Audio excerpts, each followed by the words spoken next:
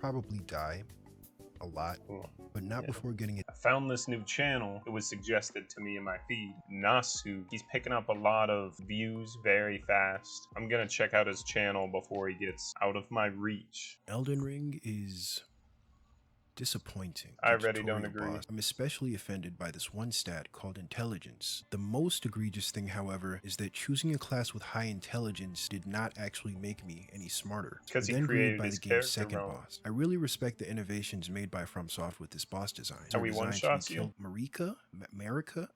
Stakes of America. The game has a crafting mechanic, but it doesn't even let you click the crafting option in your menu. Just take up space. Some of the items you collect seem to indicate they can be used to make food, but again, the game straight up just locks you out of crafting items. No, the issue is you weren't supposed to kill the bird. He ruined about 6 quests by killing the bird. It's a rookie mistake. Dodging and hitting the R1 button can get you pretty far in both games. Better have a hell of a thumb to be pull it off, incredibly difficult. Okay, so we mentioned his last video, so I'm gonna go back and check that one out. You're probably most familiar with Dark Souls for its notorious difficulty.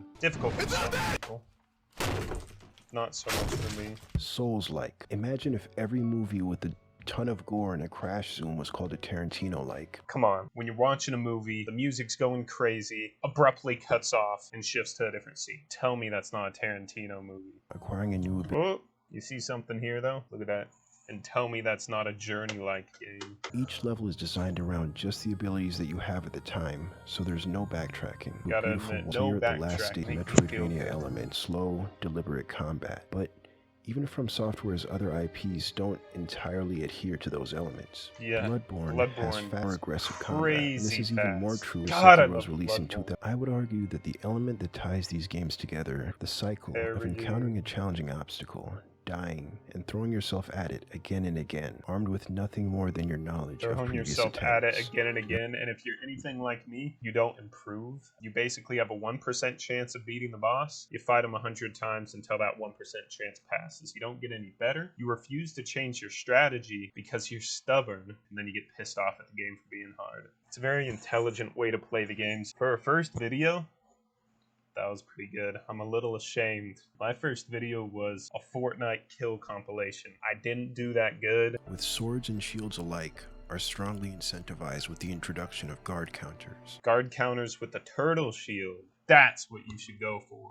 What's the right way to play Elden Ring? I'm gonna answer before he answers. The right way to play Elden Ring is a bleed. Is it possible to play a game wrong? Nah, I think that's an easy question to answer. I don't think there's a wrong way to play a game. You can play it however you want. Doesn't mean you're going to beat it. If he decided to walk off the edge right here for no reason, that's not playing the game wrong. And there is a right way to play the Souls games. It's just more fun playing it as someone who dodges, who weaves, who parries. The way you play a game is fundamentally wrong. I want to use my play style against every single boss. It's not for me, but those other playstyles exist for different types of players. If those resources weren't meant to be used, why would they be included in the final game? And even if they weren't meant to be used, that's still not the wrong way to play the game. You cheat on GTA and get infinite money, you could call it morally wrong or whatever, but objectively wrong, it can't be objectively wrong. There's no wrong way to play a game. It doesn't matter how you intend the game to be played. You don't start the game with a shield at all, no matter what. You now have no choice but to play the game the fun way. Or you could cheese the boss. I liked that one. What I would like to do is play a game without any expectation at all and just take what the game's giving me. I've done this to countless games growing up. Like at the end of Super Mario Sunshine, I expected to get the paintbrush from Bad Mario. That's what I was striving for like the whole game. I mean, I enjoyed the game and got distracted from that goal, but that was like the ultimate goal. Get the paintbrush. Get to do crazy stuff with the paintbrush. Or when you complete a certain game, unlocking sandbox mode, even though that's not a thing in that game. So I expected something out of the game and set myself up for disappointment instead of just enjoying the game. Now, I still did enjoy the games because I forgot about those pretty quickly, but my point being, if you can take what the game has to offer and treat it like it's the first video game you've ever played, a brand new experience every time you play a new game, instead of trying to compare it to other games, I think you're going to have a lot more fun. But it's just a theory. I haven't been able to pull it off yet. Fighting two bosses at once is nothing new to the Souls games. Every title in this series of games has featured a boss encounter where you have to juggle multiple enemies at once. To varying levels of success. Oh, yeah. Some are even considered to be among the greatest boss fights ever made. Try your luck and probably die a lot, but not before getting it. Your eventual victory is satisfying because it feels earned. What once seemed impossible, you managed to overcome.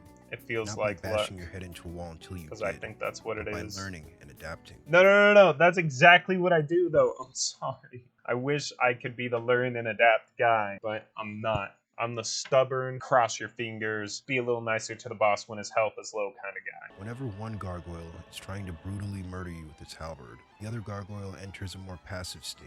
I guess that's true. The gargoyles, they drop on you on Elden Ring. When the next one comes out, it does kind of seem like one's just creeping in the background for a second, giving you a bit of an opening. There are some that they just drop another guy in the middle. The other boss is unaffected as far as being more or less aggressive. They just kind of drop another boss on you. Even in fights with two of the same enemy, the second one is always doing something different. Their complementary moves perform a delicate balancing act to create an experience that simply cannot be achieved with a single boss. Where before we had slow boss and fast boss, we now have fastest boy and still fastest boy. It does look a little spammy. From Bloodborne, the serpent guys with the black hoods, as soon as you get them to half health, maybe at the beginning they played their own roles. It's like one far range guy, two close range guys. Once you get them to half health, they can all clip you from an extreme distance, and they all turn into the super aggressive guy. Oh, he's gonna talk crap about the guys. I hate it, but I do think they give openings. Meet Azeron,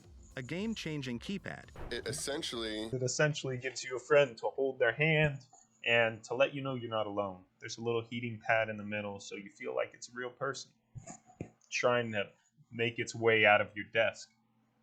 By the way, have you read my book?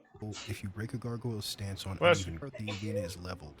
Stop it! There isn't a single multi-boss fight that does not consist of enemies that you fight individually somewhere else. When it comes to something that From Software once created with such diligence and foresight, it seems obvious that this kind of approach just wouldn't work. Elden Ring introduced many worthwhile additions to the Souls formula.